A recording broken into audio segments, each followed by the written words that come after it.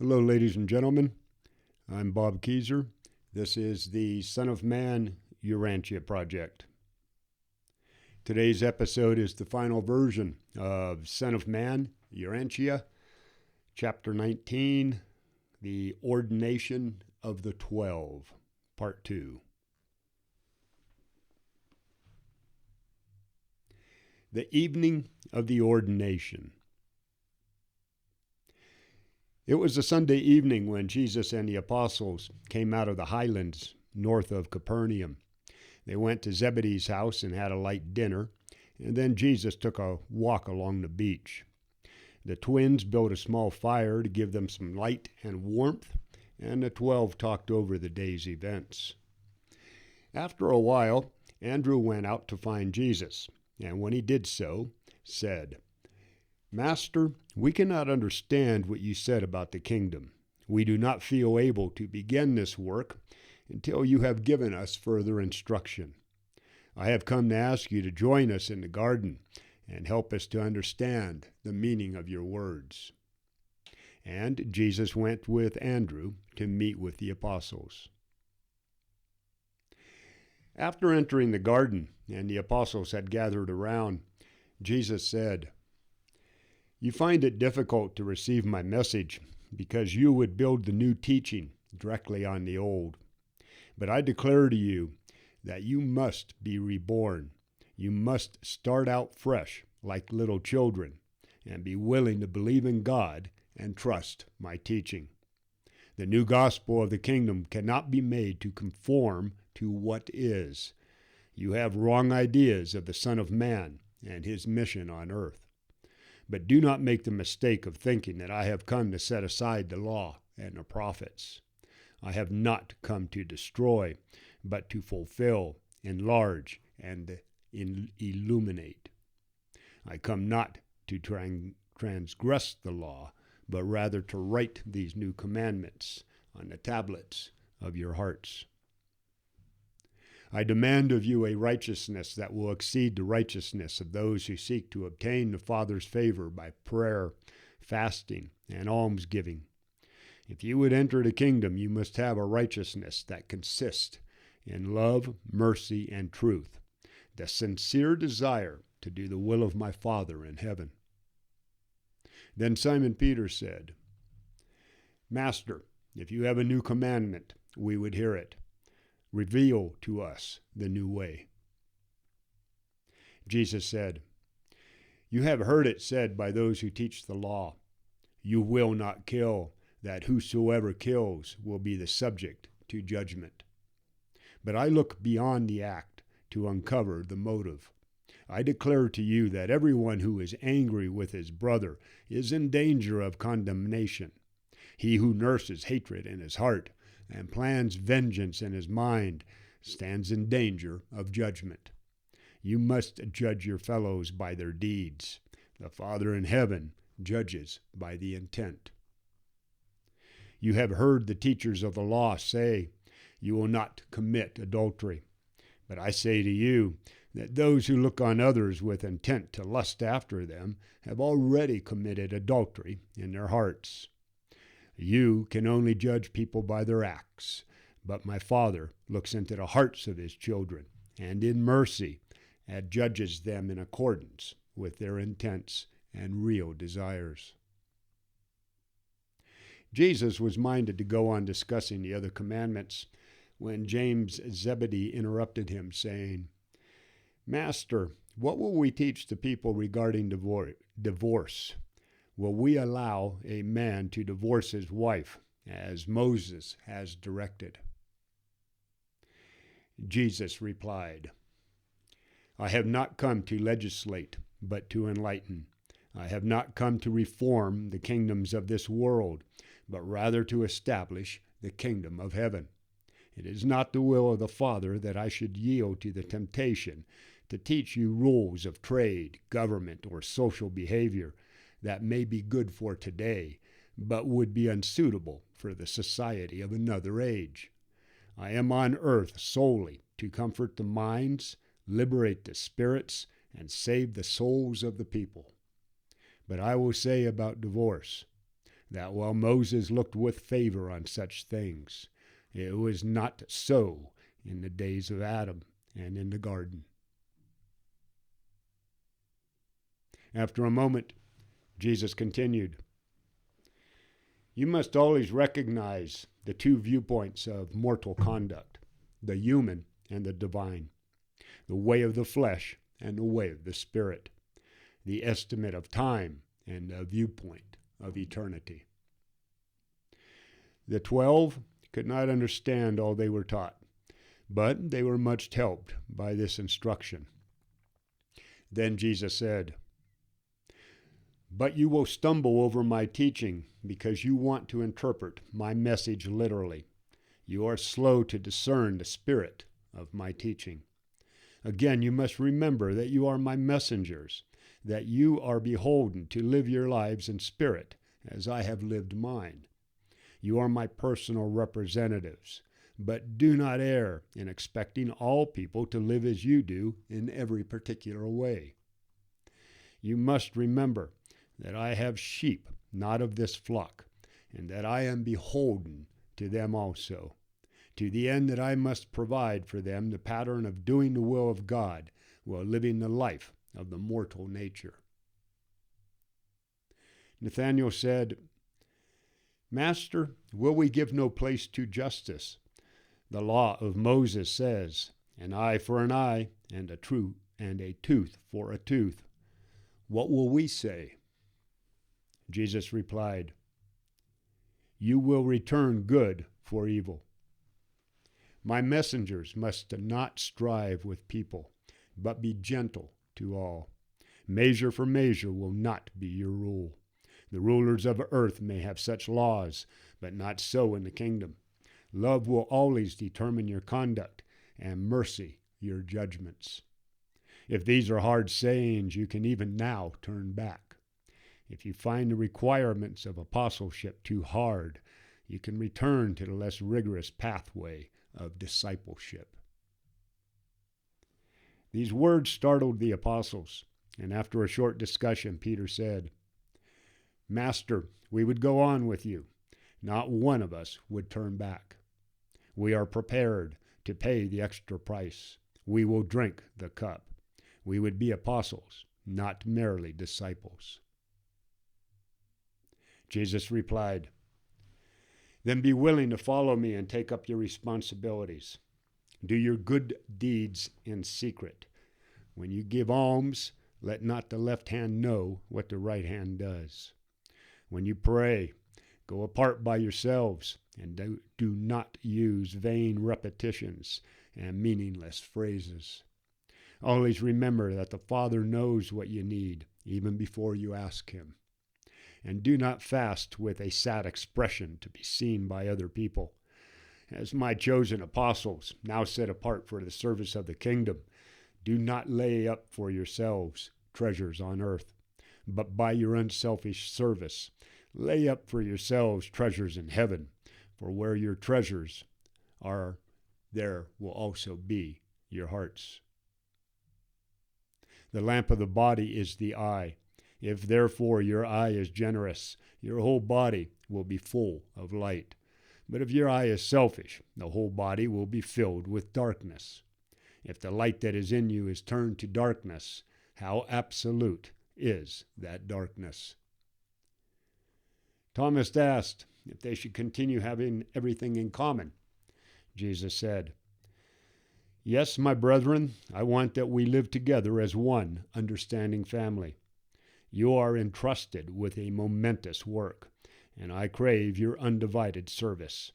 You know that it has been well said that no one can serve two masters. You cannot sincerely worship God and at the same time wholeheartedly serve Mammon. Having now enlisted unreservedly in the work of the kingdom, do not be anxious about your lives, much less be concerned with what you will eat or what you will drink, neither for your bodies nor what clothing you will wear. Already you have learned that willing hands and earnest hearts will not go hungry. And now when you prepare to devote all of your energies to the work of the kingdom, Be assured that the Father will not be unmindful of your needs. Seek first the kingdom of God, and when you have found entrance to it, all things needful will be added to you. Be not unduly anxious about what happens tomorrow. Each day already has enough troubles. When Jesus realized that they wanted to stay up all night asking questions, he said, "My brethren, you are earthen vessels. It is best for you to go get your rest to be ready for tomorrow's work." But sleep had departed from their eyes, and Peter ventured to ask, "Can I have just a short private talk with you? Not that I want to have secrets from my brothers, but I have a troubled spirit, and if by chance I deserve to be reprimanded by my master, I could endure it better alone with you." Jesus said, "Come with me, Peter," and led the way into the house. When Peter returned, much cheered and immensely encouraged, James decided to go into the house and talk with Jesus. And so on through the early hours of the morning, the other apostles went in one by one to talk with the Master. When everyone except the twins, who had fallen asleep, had spoken with Jesus, Andrew went back inside the house and asked Jesus if he should wake them up to also talk with him. And Jesus smiled, replying, "They do well. Do not trouble them. The night has now passed, and another day dawning." The week following the ordination. After everyone had eaten a late breakfast, Jesus said, "Now you must begin your work preaching the glad tidings and instructing believers. Make ready to go to Jerusalem." Thomas mustered up his courage and said, "I know, Master, that we should now be ready to enter on the work, but I fear we are not yet able to accomplish this grand undertaking. Would you consent for us to stay around here for just a few more days before we begin the work of the kingdom?" When Jesus saw that all of his apostles were scared, he said, "It will be as you have asked. We will remain here over the Sabbath day." For many weeks, small groups of earnest truth seekers, along with curious spectators, had been coming out to Bethsaida to see Jesus. Already word about him had spread over the countryside. Inquiring groups had come from cities as far away as Tyre, Sidon, Damascus, Caesarea, and Jerusalem. Up until this point, Jesus had personally greeted these people and taught them concerning the kingdom. But now Jesus turned this work over to the 12. Andrew would select one of the apostles and assign him to a group of visitors, and sometimes all 12 of them were so engaged. For 2 days they worked, teaching by day and holding private conferences late into the night. On the 3rd day, Jesus visited with Zebedee and Salome while he sent his apostles off to visit, taking a break or maybe go to visit their families. On Thursday, after they all returned for 3 more days of teaching,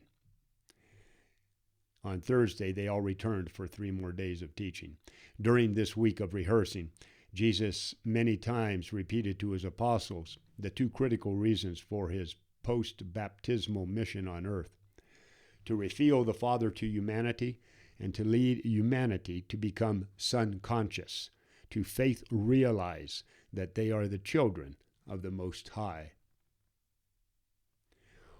1 week of this varied experience did much to boost the 12's confidence. Some of them even became overconfident. At their last conference, the night after the Sabbath, Peter and James went to Jesus and said, "We are ready. Let us now go forth to take the kingdom." To which Jesus replied, "May your wisdom equal your zeal, and your courage atone for your ignorance." Though the apostles failed to comprehend much of his teaching, they did not fail to grasp the significance of the magnificent life he had lived with them. Thursday afternoon on the lake. Jesus knew that his apostles did not understand much of what he had taught them. He decided to give some special instruction to John, James, and Peter, hoping they could then clarify things for the others. The apostles were still attaching the new spiritual teachings they did grasp directly to their old, literal, and entrenched ideas of the kingdom, being the restoration of David's throne and the reestablishment of Israel as an earthly power. On Thursday afternoon, Jesus went out in a boat with John, James, and Peter. They had a 4-hour conference covering scores of questions. The following is a reorganized summary of this momentous afternoon, as it was told by Simon Peter to his brother Andrew the next morning. Doing the Father's will. Jesus taught to trust in the care of the Heavenly Father. This was not a blind and passive fatalism. He quoted an old Hebrew saying, "He who will not work will not eat." And he pointed to his own experience to back up his lesson. Jesus' instructions about trusting the Father must not be judged by the social or economic conditions of modern times or any other age. His instructions embrace the ideal principle of living near God in all ages and on all worlds. Jesus had been clear about the differences between apostleship and discipleship. He did not preach against prejudice. He did not preach against prudence and forethought, but rather against worry and anxiety. He taught the alert and active submission to God's will. In answer to many of their questions about frugality and thriftiness, Jesus simply called attention to his life as carpenter, boat builder, and fisherman, and his careful organization of the 12. He tried to make it clear that the world is not an enemy, that life circumstances are a divine dispensation working along with the children of God. The apostles had difficulty understanding Jesus' personal practice of non-resistance. He absolutely refused to defend himself, and it appeared to the apostles that he would be pleased if they would follow the same policy. He taught them to not resist evil or to combat injury or injustice. But Jesus did not teach passive tolerance of wrongdoing. He made it plain this afternoon that he approved of society punishing criminals, and that civil governments must sometimes employ force when executing justice or maintaining the social order. Jesus never ceased to warn his disciples against the evil practice of retaliation. He gave no allowance for revenge. He deplored holding grudges. He banned the idea of an eye for an eye and a tooth for a tooth. He disapproved of private and personal revenge, giving these matters over to civil government on the one hand and to God's judgment on the other. Jesus made it clear to the 3 apostles that his teachings applied to the individual, not to the state. He summarized his instructions up to that time as first, love your enemies. Remember the moral claims of human brotherhood. Second, the pointlessness of evil. A wrong is not corrected by vengeance. Do not make the mistake of fighting evil with its own weapons. Third, have faith, confidence in the eventual triumph of divine justice and eternal goodness. Political attitude. Jesus cautioned his apostles to be discreet concerning the strained relations between the Jewish people and the Roman government. He forbid them from participating in these difficulties in any way. He was always careful to avoid the political traps of his enemies, saying, "Render to Caesar the things that are Caesar's, and to God the things that are God's." Jesus refused to have his attention diverted from his mission of establishing a new way of salvation. He would not permit himself to be concerned about anything else. In his personal life, he obeyed all civil laws and regulations. In all of his public sermons, he ignored the civic, social, and economic realms. He told the 3 apostles that he was only concerned with the principles of humanity's inner and personal spiritual life. Jesus was not a political reformer. He did not come to reorganize the world. Even if he had done this, it would have only applied to that day and generation. Regardless, he did show humanity the best way to live, and no generation is exempt from having to learn how to adapt Jesus' life to its own problems. But never make the mistake of identifying Jesus' teachings with any political or economic theory, or with any social or industrial system. Social attitude. The Jewish rabbis had long debated the question, "Who is my neighbor?" Jesus came presenting the idea of active and spontaneous kindness, a love of other people so genuine that it expanded the neighborhood to include the whole world, thereby making all people one's neighbors. But with all this, Jesus was interested only in the individual, not the masses. Jesus was not a sociologist, but he did work to break down all forms of selfish isolation. He taught pure sympathy and pure compassion. Michael of Nebadon is a mercy-dominated son. Compassion is his nature. Jesus did not say that people should never invite their friends over for dinner, but he did say that his followers should help feed the poor and unfortunate.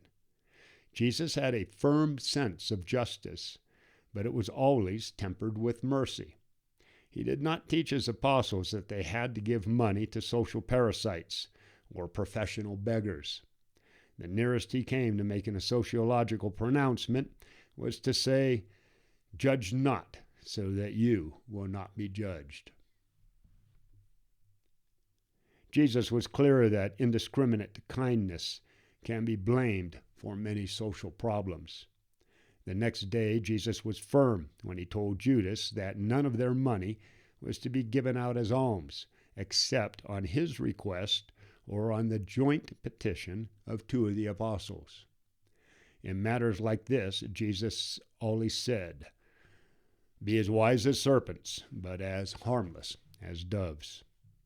In all situations, Jesus taught patience, tolerance, and forgiveness. The family was at the center of Jesus' philosophy of life, here and hereafter. He based his teachings about God on the family, while he sought to correct the Jewish tendency to over-honor their ancestors. He placed family life as the highest human duty, but he also made it plain that family must not interfere with religious obligations. Jesus pointed out that the family is a temporal institution, that it does not survive death. Jesus did not hesitate to give up his family when it ran counter to the Father's will. He taught the new and larger brotherhood of humanity, the sons of God. In Jesus' time, divorce was lax in Palestine and throughout the Roman Empire. And while Jesus repeatedly refused to lay down laws regarding divorce and marriage, many of his early followers had strong opinions on the subject, and they did not hesitate to say that they heard them from Jesus. All of the New Testament writers held to these more stringent and advanced ideas about divorce, except John Mark. Economic attitude. Jesus lived, worked, and traded in the world as he found it. He was not an economic reformer, though at times he called attention to the injustice of the unequal distribution of wealth. But he did not offer any suggestions on how to fix the situation either. Jesus emphasized to the three that while his apostles were not to hold property, he was not preaching against wealth and property, just its unfair and unequal distribution. Jesus recognized the need for social justice and industrial fairness, but he offered no rules for attaining them.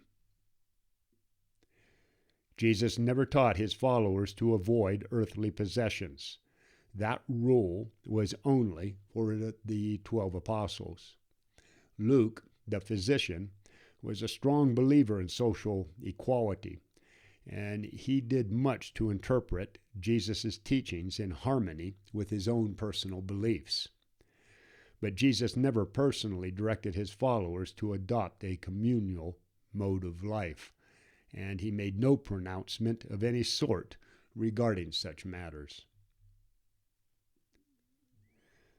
Jesus frequently warned his listeners against envy and wanting what other people have, telling them that people's happiness does not consist in the abundance of their material possessions. Many times he said, "What will it profit a person to gain the whole world and lose their own soul?" Jesus did not attack the possession of property, but he did insist that it is essential for eternal survival that spiritual values come first. In his later lessons, Jesus tried to correct many of our wrong ideas through the parables he told during his public ministry. Jesus never intended to give us economic theories. He knew that each age has to find its own remedies for its own troubles. If Jesus were on earth today, the majority of good men and women would be hugely disappointed for the simple reason that he would not take sides in current social, political, or economic disputes. Instead, he would remain grandly aloof while teaching you how to perfect your inner spiritual life so you are more competent in dealing with your human life. Jesus would make all people godlike and then stand by with sympathy while these sons of God solved their own social, political, and economic problems. It was not wealth that Jesus denounced, but rather what wealth does to the majority of the people who have or desire it. This Thursday afternoon was the first time that Jesus told the apostles, "It is more blessed to give than to receive." Personal religion. We, like the apostles, can better understand Jesus' teachings through how he lived his life. Jesus lived a perfect life on Urantia, and his unique teachings can only be understood when that life is looked at from its immediate background. It is his life, not his lessons to the 12 or his sermons to the multitudes, where we can best see the Father's divine character and loving personality. Jesus did not attack the teachings of the Greek moralist or the Hebrew prophets. He recognized the many good things these lofty teachers taught, but he had come to earth to teach something additional: how to voluntarily conform a person's will to God's will. Jesus did not want to simply create religious people, men and women who are wholly occupied with religious feelings and actuated only by spiritual impulses.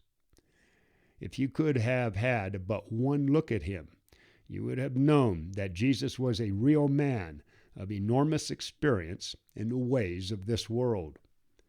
Jesus' lessons in this area have been grossly perverted and misrepresented down through the centuries. You also have distorted ideas about Jesus' humility and meekness.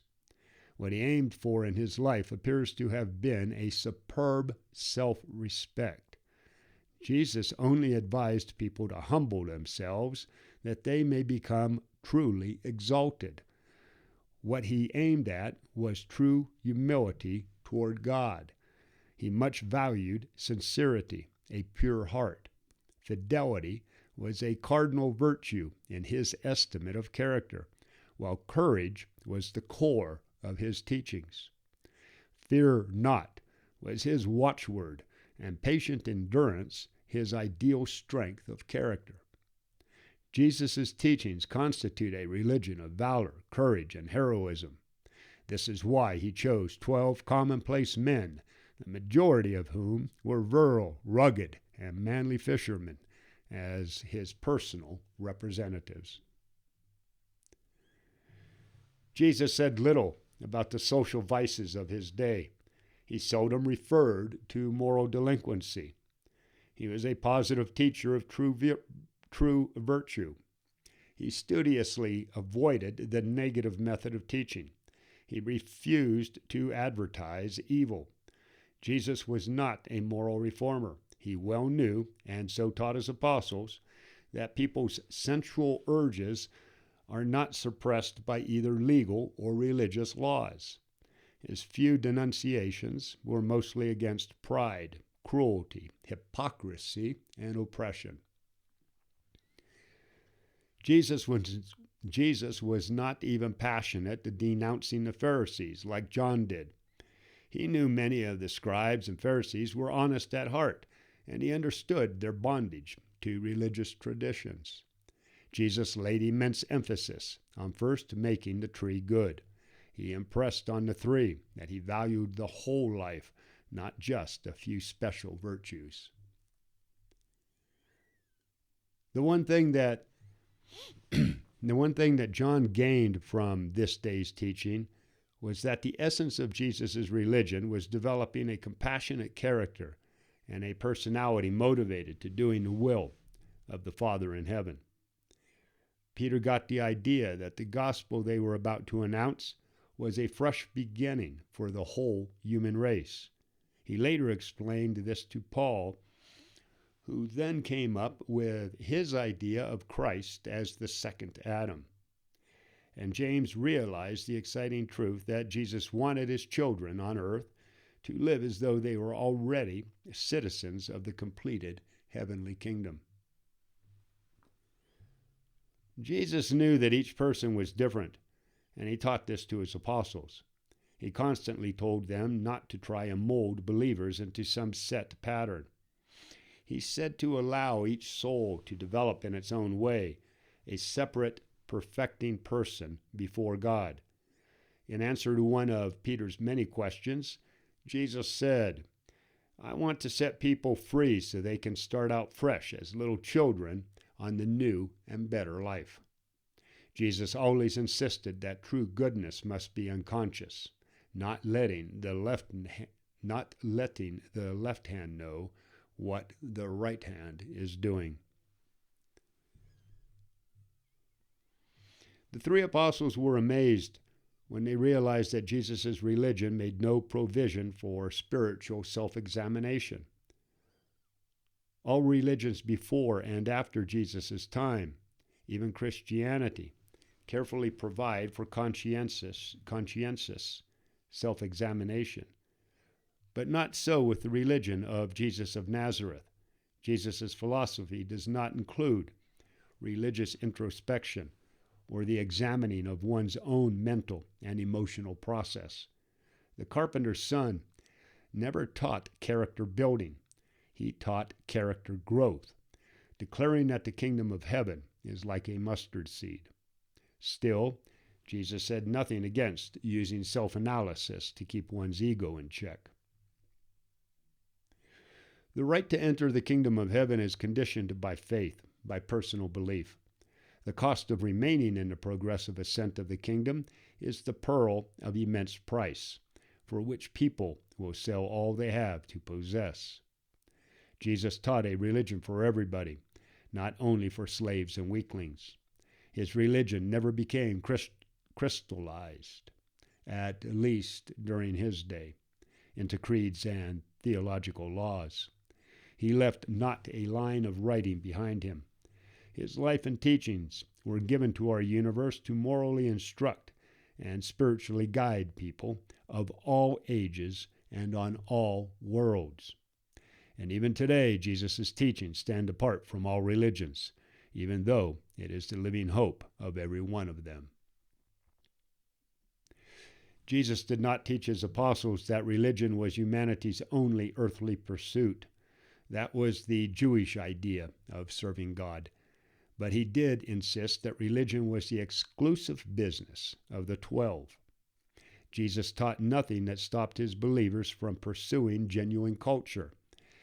He only countered the tradition-bound teachings of the religious schools in Jerusalem. Jesus was liberal, learned, tolerant, and big-hearted. Self-conscious piety, showing others how religious we are, had no place in how he lived. Jesus offered no solutions for the non-religious problems of his own time or any later age. Jesus wanted to turn spiritual insight into eternal realities and to stimulate true living. He concerned himself exclusively with the permanent and underlying spiritual needs of the human race. Jesus revealed a goodness equal to God. He exalted love, truth, beauty, and goodness as the divine ideal and the eternal reality. Jesus came to create in humanity a new spirit, a new will, to give us a new capacity for knowing the truth, choosing goodness, and experiencing compassion, the will to be in harmony with God's will, coupled with the eternal urge to become perfect, even as the Father in heaven is perfect. The day of consecration.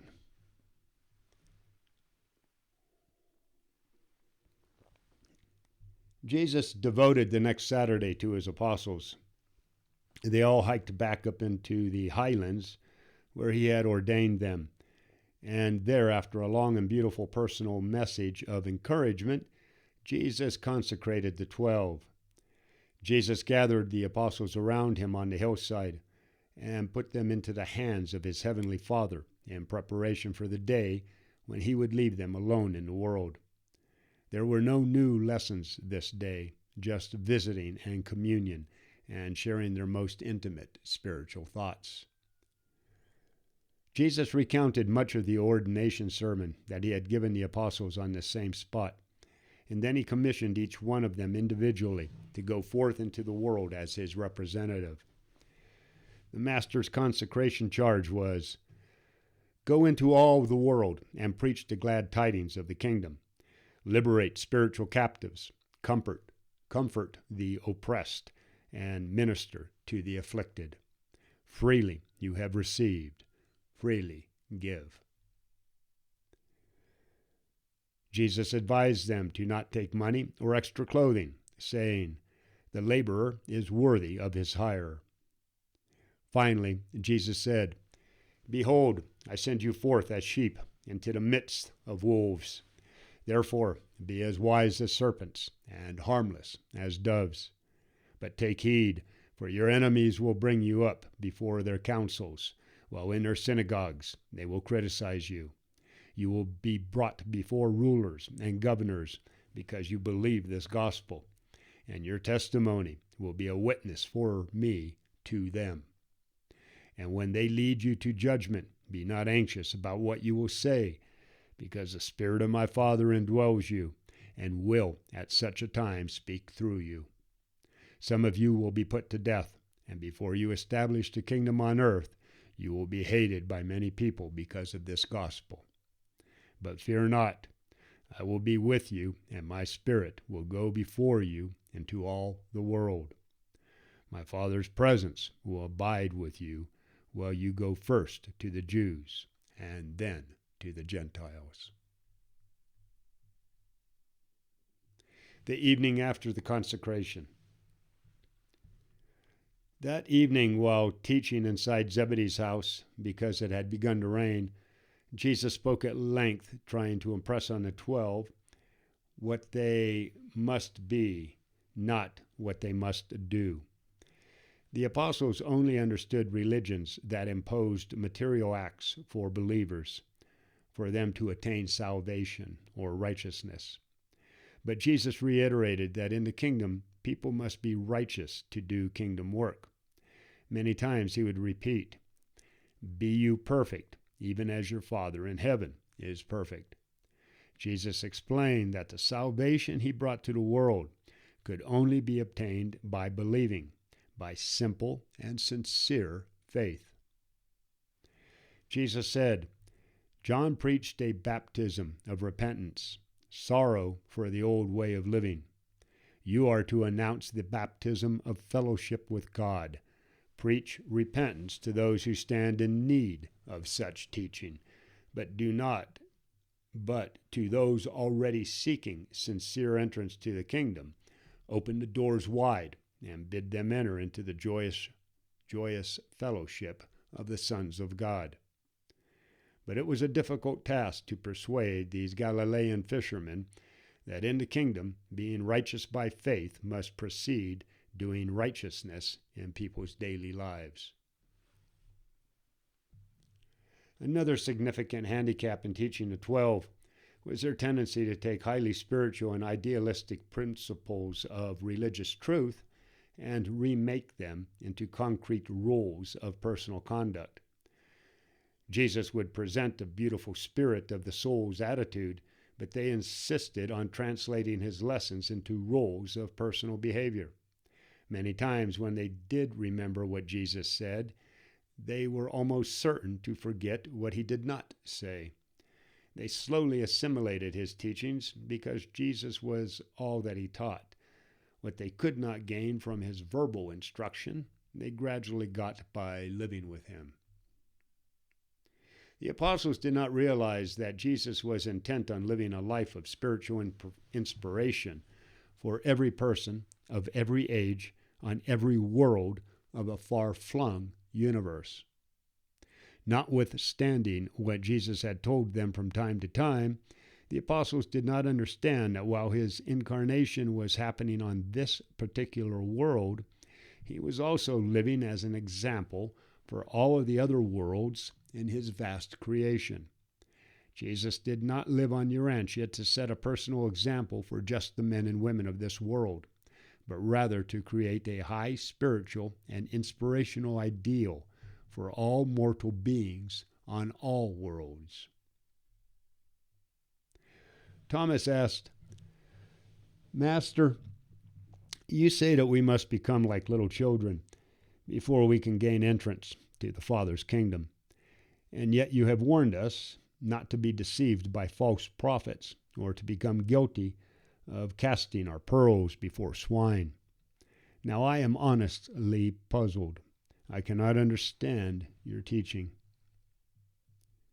Jesus said, "How long will I bear with you? Even you insist on making literal all that I teach. When I asked you to become like little children as the price of entering the kingdom, I referred not to the ease of deception, mere willingness to believe, nor to quickness to trust pleasing strangers. What I did desire that you gather from the illustration was the child-father relationship. You are the child, and it is your Father's kingdom you seek to enter. There is present that natural affection between every normal child and its father that ensures a loving and understanding relationship, and that forever precludes all disposition to bargain for the Father's love and mercy. The gospel you are going forth to preach has to do with a salvation growing out of the faith realization of this very and eternal child-father relationship." The one characteristic of Jesus' lessons was that the morality of his philosophy originated in the personal relation of the individual to God. This very child-father relationship. Jesus placed emphasis on the individual not on the race or nation. While at supper, Jesus explained to Matthew that the morality of any act is determined by the individual's motive. Jesus' morality was always positive. The golden rule, as restated by Jesus, demands active social contact.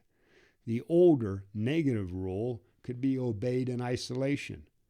Jesus stripped morality of all rules and ceremonies and elevated it to the majestic levels of spiritual thinking and true righteous living. This new religion of Jesus was not without its practical implications.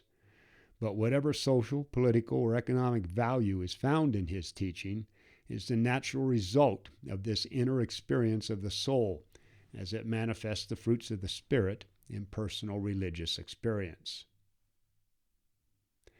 After Jesus and Matthew had finished talking, Simon Zealous asked, "Master, are all people the sons of God?" Jesus replied, "Yes, Simon, all people are the sons of God, and that is the good news you are going to announce." But the apostles could not grasp this doctrine. It was new, strange, and startling. It was because of Jesus' desire to impress this truth on them that Jesus taught his followers to treat all people as their brothers. In response to a question asked by Andrew, Jesus made it clear that the morality of his teaching was inseparable from the religion he was living. Jesus taught morality not from the nature of humanity, but from the relation of God to humanity.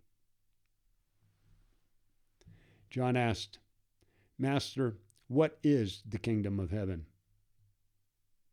Jesus replied, "The kingdom of heaven consists of three essential elements. First, recognition of the sovereignty of God.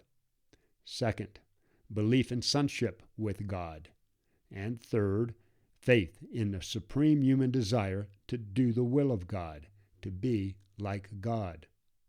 And this is the good news of the kingdom, that by faith every mortal may have all these essentials needed for salvation."